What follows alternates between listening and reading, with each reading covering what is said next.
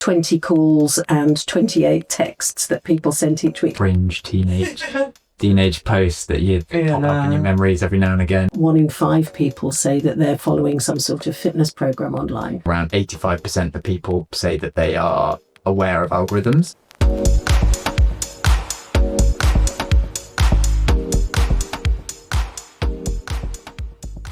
What has changed in 20 years? Our mobile phones got smaller and then bigger again. We all became obsessed with social media, but now are we taking a step back? Do we trust what we see online? We're going to take a deep dive into all that and more as we look at our Adults Media Use and Attitudes Report and our Adults Media Lives Report. Joining me are our experts, Alison Preston and Adam Catstick. So guys, taking a rewind back to 2005, what did the media landscape look back then? Let's paint a picture. Around 6 in 10 people only had digital TV. Only 6 in 10 were using the internet. And around 8 in 10 had a mobile phone. But that mobile phone wasn't a smartphone. It was simply about texting and messaging people. And so it was a very different landscape back then. I think one of the particularly interesting things about what we started to document 20 years ago was the way that the media landscape, or the media that we consumed, was very much fixed. It wasn't portable. So the TV set was in the living room. It was there. We weren't wandering around watching our screens. And similarly, with the PC, that was a PC, and that was in the hallway or in the dining room or in the living room. But we weren't moving around and having media at our fingertips in the way that we are now. No, with the PC, I remember it's probably not that common now, but we had a family computer and we all had to share, and I'd be like, I need to go on it for my homework now. But now, I think probably most people have their phones and laptops and things. So maybe the idea of a family computer is very maybe old these days. Did you guys have that same vibe? What was your kind of favourite piece of tech back then? So for me, it was the beginnings of portability. So I remember getting my first MP3 player. Oh, yeah. Which was a Creative Zen. I don't think that brand ever particularly took off. 2005 was also the year I got my first Now CD. Whoa, yes, throwback. Landmark moment, which was Now 61, featuring things like Feel Good Inc., Don't Fuck With My Heart, and Crazy Frog, of course. Crazy Frog, no, that is definitely a marker of 2005. Oh my God. I think my favourite piece of tech probably had to be the TV. I was only 7, I think, in 2005. So it had to be the TV. What about you, Alison? I think for me, it was the digital radio when that came in, because I have always been quite an avid listener to radio, but I would always need to kind of fit my schedule around the radio schedule. And the idea that you could pause or listen to radio in a different way according to your own needs. I do remember thinking, gosh, this is, I'm in charge now, in a way that you never used to be. What kind of radio was it? It wasn't my Alexa that I've got next to my bed.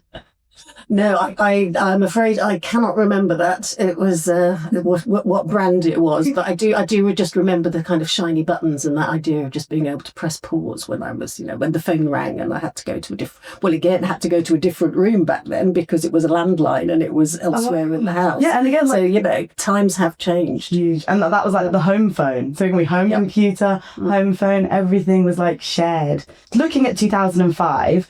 We are marking 20 years this year of the Adults Media Lives Report. Can you explain a bit about the report, how it works? Because I was actually blown away how we've been talking to some of these participants for 20 years. It's a great piece of research. We set it up in 2005 deliberately because we just started our big quant surveys that we're asking thousands of people each year about, all sorts of habits and attitudes.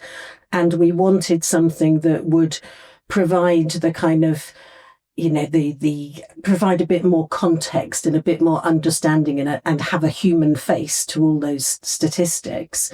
So we commissioned the Knowledge Agency to find a broadly representative group of people across the country, aged from the age of 18 upwards, from all sorts of different walks of life. And over the years, we've had around 20 people that have been in the study. And what happens is that every year the agency goes to talk to those people and they're interviewed on camera each year about their media habits, their attitudes, their life, their interests, what's happened with all sorts of things.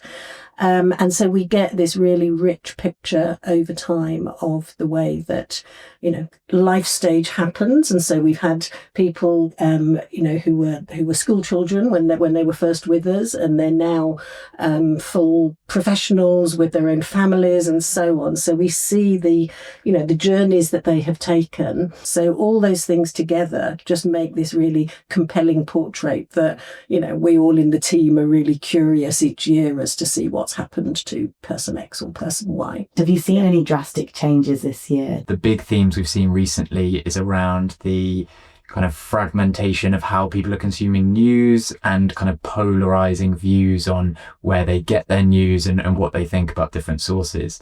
And so one of the big things we've seen this year is for a number of our participants, they've kind of switched off from the news a bit more. That's so interesting. It's really cool to kind of see the relatability of that. Obviously, look, there's, you said 20 participants, but even then I'm well, all my friends are also there that don't want to watch the news anymore because everyone says, oh, the news is too depressing. But we're all kind of on our own echo chamber, maybe online, of what we see there. And then, Adam, can you explain a little bit about the difference between the Media Lives report and then we also have a media use and attitudes report? So why do we have those two and what's the difference? The media use and attitudes is where we quantify some of this data. So that's our large surveys that Alison briefly mentioned, and they interview thousands of people each year. And from that, we're able to generate the stats and be able to see, put kind of real numbers behind, ownership of devices and media literacy online, who's doing what and what they think about different things. What else is happening in terms of our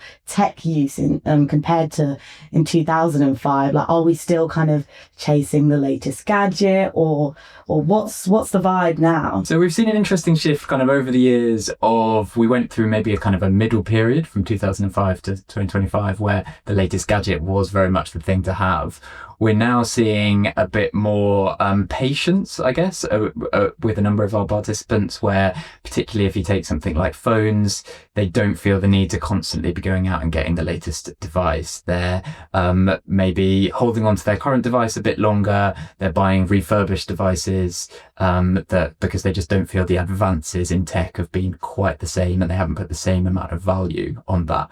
Whereas if you go back all the way to 2005, as we were saying, that was kind of very much, you didn't have those portable devices yet. We hadn't had the internet capability on mobile phones, and various of our participants were saying that they couldn't see the benefits of why you would need the internet on a phone when the screen was quite so small. And then you fast forward just a couple of years later and they're saying that they've invested in their first smartphone and they think it's brilliant. And then just a couple of years later and they say they can't leave the house without it. Yeah, that is so crazy. I think there is a stat that goes with that finding as well, which is that back in 2005, we used to ask people how many calls and how many texts they'd sent each week.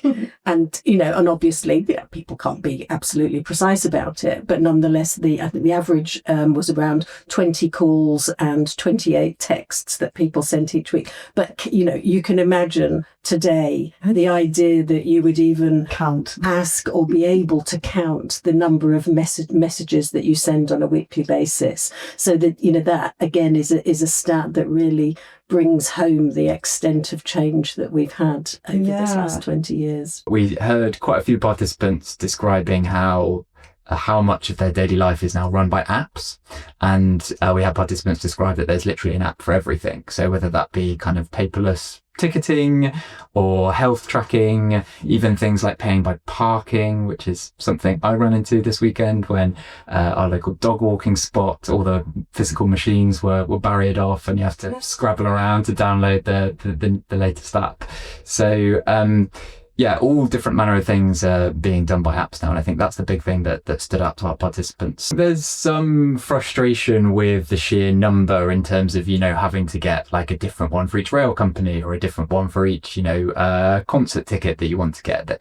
But there are also a lot of participants who do find the kind of paperless aspect. It's just there at your fingertips. That's a lot easier for them. We have seen a slight divide in our participants based on their kind of levels of digital literacy, and in part that is defined by age. So we've seen some of our older participants in particular, they're more reticent to move these things online. Banking is definitely a big one where that's probably the one area where some of our older participants are holding out a bit more and still, they very much value their bank book. And every time they go to branch, they get told, oh, let's swap that for a card.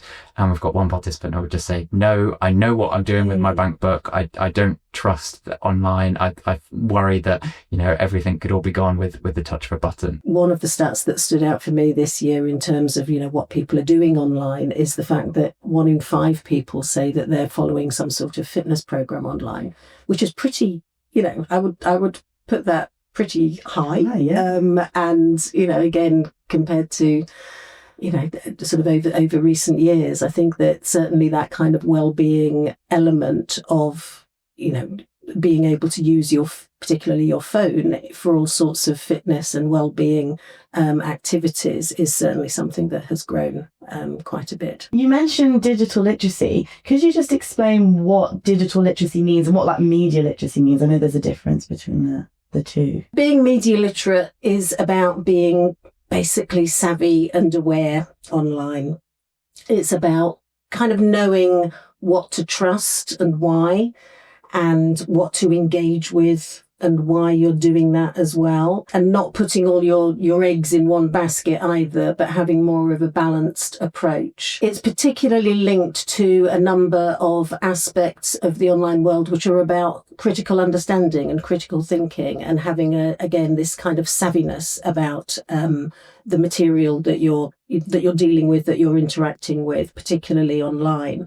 And one of the interesting things from our work is the way that, while obviously over the years, the sort of tech has increased and use of the tech has increased quite exponentially over the years, actually our various measures of critical understanding or critical thinking, while they initially grew for the first few years of our tracking them, actually in recent years those have tended to plateau and become quite not really move forwards. How do people feel about how much they trust things that they see online? Is that an element of kind of digital literacy maybe? In recent years, the degree of trust that people have in the more mainstream or traditional media organisations has certainly diminished, and all sorts of stats and research are showing that. To an extent, that could be seen as people having a bit of awareness about maybe you shouldn't trust everything, blindly or whatever. But the degree to which that is happening and the degree to which people are tending to move more towards trusting people that they know or video that seems to show reality, whereas quite possibly it's being edited and so on. That's certainly a trend that we're seeing increase in recent years. But one of the interesting things with that is, while people are conscious of what they are and aren't trusting, and they're maybe less trusting of what they come across online or on social media, that's not necessarily changing where they are getting that information. And we are seeing, plenty of people are getting their news on social media. So it's a really interesting one, because there's definitely that awareness of trust and but a disparity with then actual actions and actually what people are coming across. Stop right there. I know you've been enjoying part 1, where we talked about how our media and tech habits have evolved. But in part 2, we dive into the big questions. How do we connect? Who do we trust? And how much do we really understand about the online world? Make sure to check that all out in part 2.